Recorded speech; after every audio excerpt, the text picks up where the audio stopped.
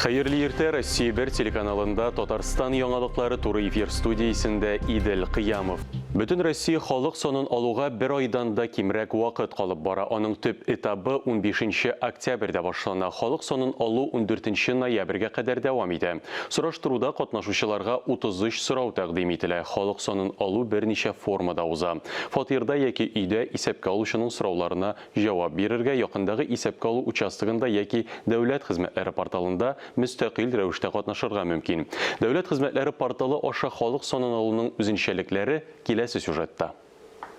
Смартфоннар, планшетлар, компьютерлар bir ай дәвамында Россия халкы турында төп мәгълүмат чыганагы була. 15 октябрьдән алып 8 ноябрьгә кадәр һәркем гаджет аша бөтен Россия халык санын алуда müstakil онлайн рәвештә катнаша ала. Дәүләт хезмәтләре порталында теркәлгән кешеләргә халык санын алу хезмәтен сайларга кирәк. Үзең өчен генә түгел, ә гаиләдәге барлык кешеләр өчен дә җаваплар тутырырга мөмкин. Если респондент выбирает способ самостоятельного заполнения переписных листов, Әгәр респондент исәпкә алу кагазьләрен müstakil тутыру усулын сайлый икән, махсус тәкъдимнәрне кулланып була. Исәпкә алу кагазында навигатор бар. Кулланучы җавапларына карап, респондент тутырылырга тиешле сораулар гына тәкъдим итә. Кертелгән җаваплар шунда ук контроль уза. Электрон халык санын алуда катнашкан һәркем уникаль QR-код ала. Аны исәпкә алучыга күрсәтергә кирәк. Әлеге процедураны 15 октябрьдән 8 ноябрьгә кадәр узарга мөмкин. Ләлә Зайнуллина, Диана Дасаева, Татарстан яңалыклары. 1 октябрьдә республикада өлкәннәр 10 көнлеге башлана. Аның максаты өлкән буын кешеләре проблемаларына мөмкин кадәр күбрәк игътибарны җәлеп итү. 10 көнлек барышында күп кенә чаралар, акцияләр оештырыла. Өлкәннәргә матди, социаль хокукый ярдәм күрсәтелә. 1 октябрьдә өлкәннәр өчен 4 мунча бушлай эшли. Булар 1 май, 2 көньяк батыш, иптәшләр һәм үзәк Мариуполь урамнарында урнашкан мунчалар. Шулай ук өлкәннәргә муниципаль музейларга бушлай керү мөмкинлеге дә бар. Аларда осталык дәресләре, экскурсиялар, башка төрле акциялар оештырыла. Очень хорошо, очень нужная вещь. А то мы с этой пандемией замучились уже дома сидеть. Я, наверное, пойду в Баратынского. А почему? Музей Баратынского. Не знаю, что-то люблю там. Там какая-то такая обстановка домашняя. Төрле сәбәпләр белән фатирдан яки өйдән чыга алмаучыларга онлайн хезмәт күрсәтелә. Учрежденияларның социаль челтәрдәге рәсми сайтларында бәйрәм концертлары трансляциялана. Шулай ук шәһәрдәге мәдәният учреждениялары вокал, бию буенча ачык онлайн дәресләр үткәрергә җыена. Фатирда, өйдә психологик яки матди ярдәм кирәк булганда хәйрия чараларында катнашырга мөмкин. Алар Казанның барлык районнарында да оештырыла. Өлкәннәргә юридик ярдәм дә күрсәтелә. 5 октябрьдә пенсионерларга консультация бирелә.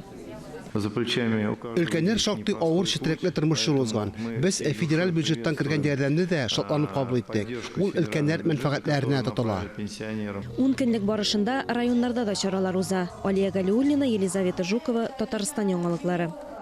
4 ел эчендә Татарстанда озын гомерлеләр саны 189 кешегә арткан. Бу элекке белән чагыштырганда 11%-ка күбрәк. Ә республикадагы һәр 4нче кеше өлкән яшьтәге булып санала.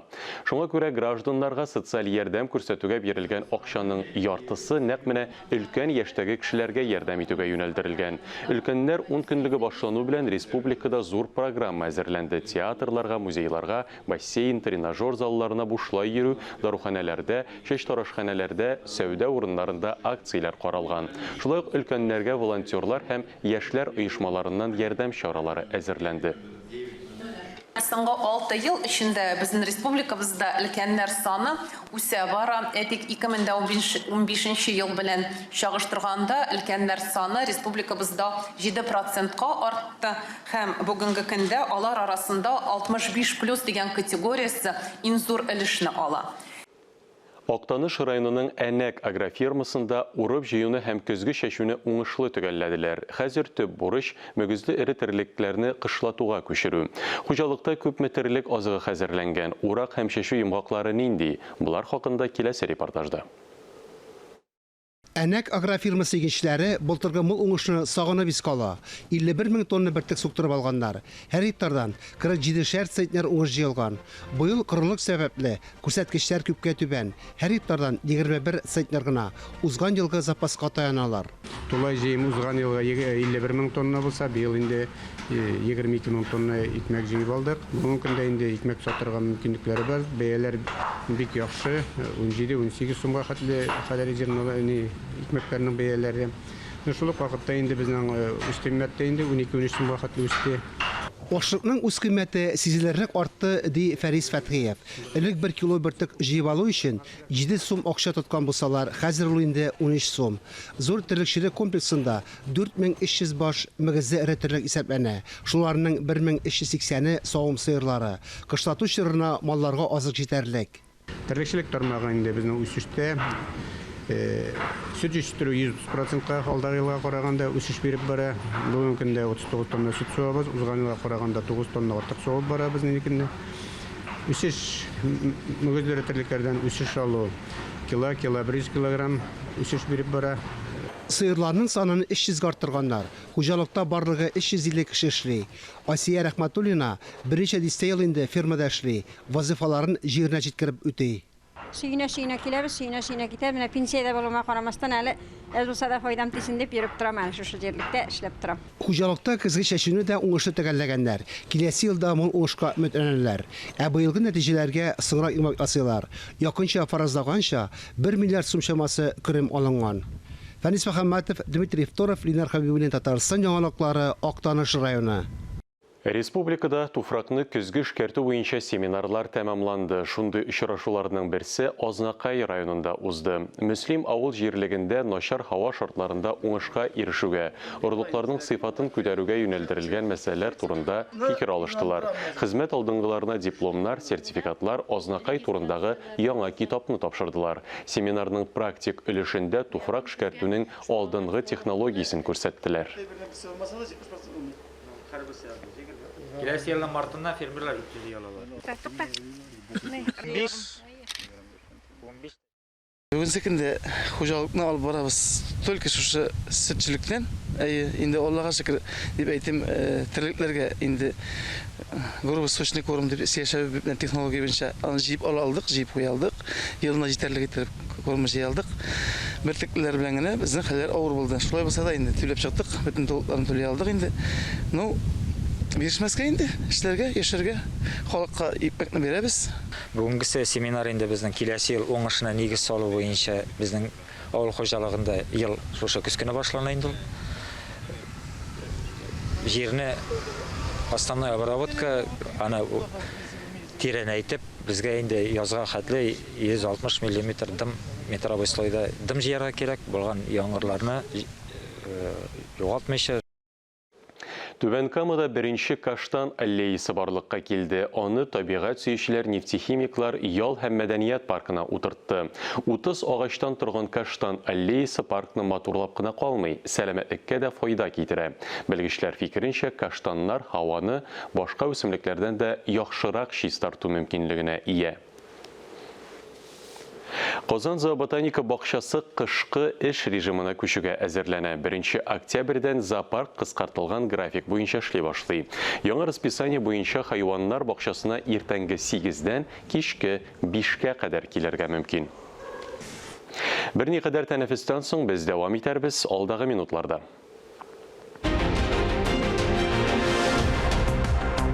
Чулманда су кимегән, ул авыр нәтиҗәләргә китермәсме?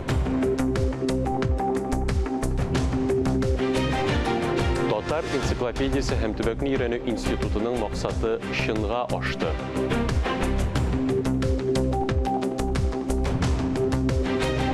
Без бергә балалар республика күләм халык иҗаты конкурсына йомгак ясалды. Иҗат бәйрәменнән махсус репортаж.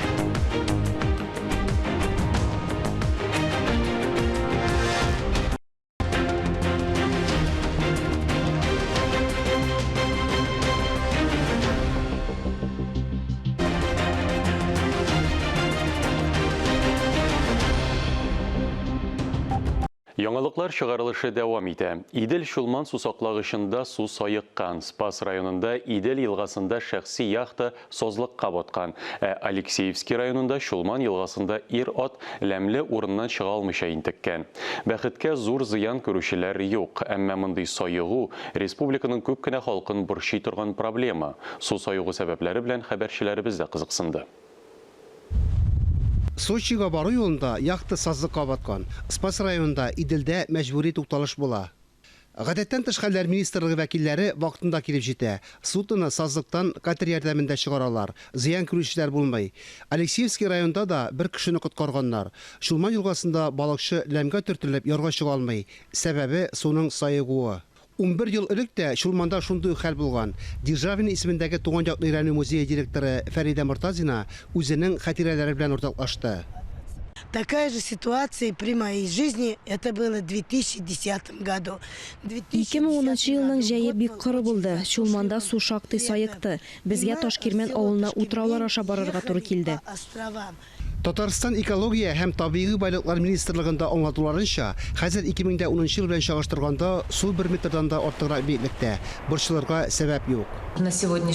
Быел су дәрәҗәсе 2020 елга караганда күпкә түбәнрәк. Әмма шунысын да билгеләп үтәргә кирәк. Бүгенге көндә Балтика системасы буенча су түбәнрәк. 50,63 метрга тигез. 53 метр нормага туры килә. Шулай да су саклагычта суның дәрәҗәсе өчен борчылырга кирәкми. Алда көзге яңгырлар, кыш. Сусаклагычның торышы турында ахыргы нәтиҗәне язын ясарга мөмкин булачак. Фанис Мөхәммәтов, Ия Кисицина, Ринат Сахибләрәев, Татарстан яңалыклары.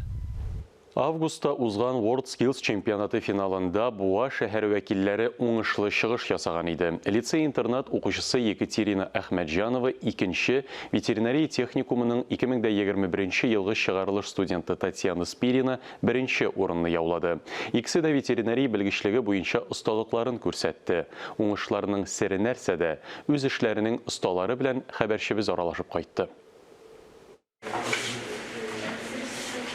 World Skills чемпионатының Уфа шәһәрендә узган финалыннан буалылар җиңү белән кайтты. Техникумның 2021 елгы чыгарылыш студенты Татьяна Спирина беренче, лицей-интернат укучысы Екатерина Әхмәтҗанова призлы икенче урынга лаек булдылар. Икесе дә ветеринария белгечлеген сайлаган. У меня было всего 6 заданий. Это 6 бирем, ягъни 3 модуль булды. Җый салу, бал һәм сөткә санитар экспертиза үткәрү, дару препаратлары ясау һәм хайваннарга клиник тикшерү үткәрдем. Миңа соңгы бирем авыррак булды. Шуңа да карамастан барысын да яхшы башкардым. Әлеге белгечлек буенча катнашучыларны Буа ветеринария техникумы укытучысы Максим Мечев әзерли. Биремнәр ел сайын үзгәрә. Регламент буенча алар профессионаллар өчен катлаулы булырга тиеш ди ул. Целый год, конечно же, да, с детьми готовимся. Это очень сложный, кропотливый труд. Чемпионатка ел дәвамында әзерләнәбез. Бу шактый катлаулы тынгысыз хезмәт. Техникумда гына түгел, республика лабораториясендә, Казан ветеринария академиясендә, агропарк базаларында да шөгыльләнәбез. Төрле конкурсларда катнашып, тәҗрибә туплап, чемпионатка әзерләнәбез. Чемпионат һөнәри осталык дәрәҗәсен арттыру максатын күздә тота. Ул World Skills һәм World Skills Junior компетенцияларында үткәрелә. Булачак мал табиблары ярышларда ел сайын катнашып призлы урыннар яулый. С 2016 года участвуем в движении World Skills. 2016 елдан бирле World Skills ярышларында катнашабыз. Ел сайын финалга үтеп призлы урыннар алабыз. Беренче җиңүебез 2018 елда булды. Быел да призлы 2 урынны алып кайттык. Бүгенге көндә ветеринария юнәлеше буенча белем алучы студентлар World Skills чемпионатының яңа сезонына әзерләнә. Алдагы елларда яулаган зур җиңүләр аларга этәргеч булып тора. Алия Галиуллина, Алсу Самигуллина, Илнур Кадыров, Татарстан яңалыклары. Россиядә үз фәннәр академиясе булуы белән 4 республика гына мактана ала. Башкортстан, Саха-Якутия, Чечня һәм Татарстан. 30 сентябрьдә Татарстан фәннәр академиясе оешуга 30 ел тула. Шул уңайдан Татар-Информ матбугат агентлыгында Татар энциклопедиясе һәм төбәкне өйрәнү институты галимнәре журналистлар белән очрашты. Татар халкы ул энциклопедияле халык дип. Татарстан республикасы ул энциклопедияле республика. Максатка ирешү юллары энә белән кыю казуга тең булса да, 6 тамлы татар энциклопедиясенең тулы нөхсәсе әзер һәм бастырып чыгарылган. Ә бит милләтне җиһанга таныткан, аның җитлеккәнлеген дәлилләгән гыйльми эшләнмәләр арасында энциклопедия иң саллысы, иң күләмлесе. татар энциклопедиясы хәзерге көндә басылып чыкты. 6 том русча, 6 том татарча. Дөрес, аның әйткәнемчә 6-нчы томы 2 өлештән тора татарчасының күләме зуррак булып чыкты. Бу димәк үзенә күрә бер ниндидер бер шик, без ниндидер югарылыкка мендек, һәм инде без әлбәттә киләчәк турында уйларга тиеш. Нинди юнәлештә біз эш алып барачакбыз. 1989 елда татар энциклопедиясе бүлеге булып нигезләнгән оешма бүген төбәкне өйрәнү юнәлешендә алып бара. Бу исә тармак энциклопедияләре һәм башка фәнни басма белешмәлекләр дә әзерләп нәшер ителә дигән сүз. Татарстан турында, Татарстан халыклары турында, татар халкы турында мөмкин кадәрле киң мәгълүмат тарату һәм менә шушы максатка таянып, без инде үзебезнең эшебезне хәзер киләчәккә планлаштырабыз. Бу юнәлештә без, мәсәлән, тармак энциклопедияларын бик әһәмиятле дип күрәбез. Төрле юнәлешләргә, тармакларга багышланган энциклопедиялар, табигатькә багышланган энциклопедия үзенә күрә бер бик яхшы мисал. Аның русчасы дөнья күрде, быел татарчасы басылып чыгарга тиеш. Торак пунктларга багышланган энциклопедияның планнары һәм инде тормышка аша башлады. 3 томлык энциклопедияның беренче том русчасы дөнья күрде. Һәм без аны хәзер быел татарчасын әзерләдек. Беренче томы быел татарча басылып чыгар дип ышанабыз. Татарстан Фәннәр академиясе канаты астында аеруча нәтиҗәле эшләүче Татар энциклопедиясе һәм төбәкне өйрәнү институты галимнәре журналистларны гомуми эшчәнлектән тыш аерым юнәлешләр белән дә таныштырды. Алар арасында онлайн энциклопедия, муниципаль берәмлекләрне чагылдырган проектлар бар. Татарстан Республикасы президенты каршындагы татар телен саклау һәм үстерү мәсьәләләре комиссиясе белән берлектә эшләнгән күренекле татар галимнәренә багышланган кыска фильмнар тезмәсе дә танылып килә. Һәр хәлдә YouTube канал аша караучылар саны көннән-көн арта.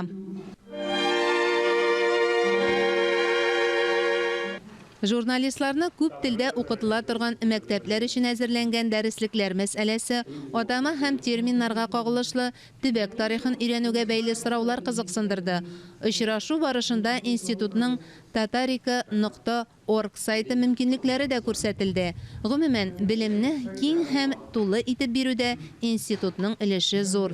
Энциклопедия сүзе үзе дә нәкъ шулай тәрҗемә ителә. Мөршидә Җиһан, Ленар Хәбибуллин, Татарстан яңалыклары. Кореев театры 34-нче театраль сезонын ачты. Беренче кунаклар «Бәхетле көнем» һәм «Ак чәчәкләр» кебек дигән спектакльләрне карады. Яңа сезонга әзерлек һәм премьералар яңалыгы белән журналистларны театрның директоры Луиза Янсуар һәм баш режиссер Ренат Әюпов таныштырды. 23-24 октябрьдә Сөннәтче бабай, декабрь башында Алтын чәч спектакльләренең премьерасы көтелә. Безнең менә бу елгы сезонга без тамашачыларны һәр вакыттагыча көтеп калабыз. Һәм көтеп калабыз тагын әле икеләтә мәктәп укучыларын, яшүсмерләрне, студентларны, чөнки бу елгы сезоннан Пушкин картасы кертелде һәм менә шул мөмкинлек барлыкка килде. Ул мөмкинлектән файдаланып театрга килсәләр, менә һәм классикадан, һәм бүгенге заман әсәрләреннән төзелгән репертуарга чакырып калабыз. Һәм инде шулай безнең гадәттә иҗади атмосфера күтәреп сөрә, театрның үзен яратырга, килергә, менә шушы атмосферага күмелергә, ансы үзе бер кызыксыну уята торган, иҗадилык тудыра торган мәйдан дип уйлыйм. Татарстан Республикасы Мәгариф һәм фән министрлыгы ярдәме белән Казанның Ленин исемендәге Мәдәният сараенда без бергә дип аталган балалар халык иҗаты конкурсының финал этабы узды. Әлеге бәйгедә төрле зона турларында җиңү яулаган коллективлар чыгыш ясады. Бүләкләү тантанасында безнең иҗат төркеме дә булып кайтты. Тантанадан Фәннур Хәсәнов репортажы. Ленин исемендәге Мәдәният сарае шатлыклы йөзләр белән шыгрым тулган. Чөнки һәрбер катнашучы зур сәхнәдән үзләренең хезмәтләренә бәя алачаклар. Әлеге фестиваль 2016 елдан бирле үткәрелә. 5 ел дәверендә фестивальдә 200 меңләгән кеше катнашкан. Алар арасында Татарстанның авыл калаларыннан төрле оешмалар, өстәмә белем бирүче учреждениялар, балалар бакчалары, интернат мәктәпләр, гаилә коллективлары бар.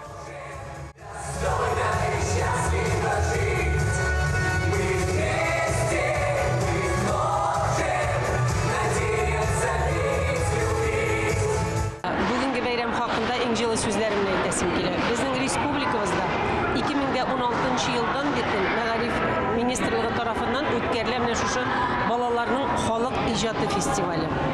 Аның исеме дә бик матур һәм күркәм. Без бергә дип атала. Ни өчен? Чөнки ул берләштерә, гаиләне берләштерә. Ул берләштерә безнең мәктәп коллективларын, укытучыларыбызны. Андагы номинациялар да катнашалар безнең. Иң кичкенә гаиләдәге иң кичкенә баладан алып, безнең өлкән, 3нче буын, ак сакаллы әби бабайларыбыз һәм ак яулыклы әбиләребез. Шуңа күрә мин әйтәсем килә, бу фестивальнең аның фәлсәфи мәгънәсе бик тирән.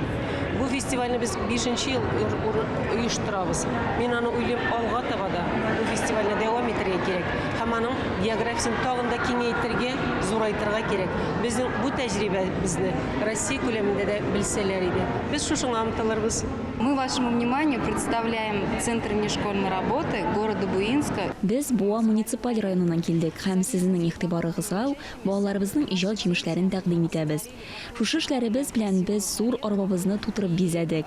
Әлеге эшләр арасында төрле курчаклар, язулы, рәсемле тәлинкәләр бар.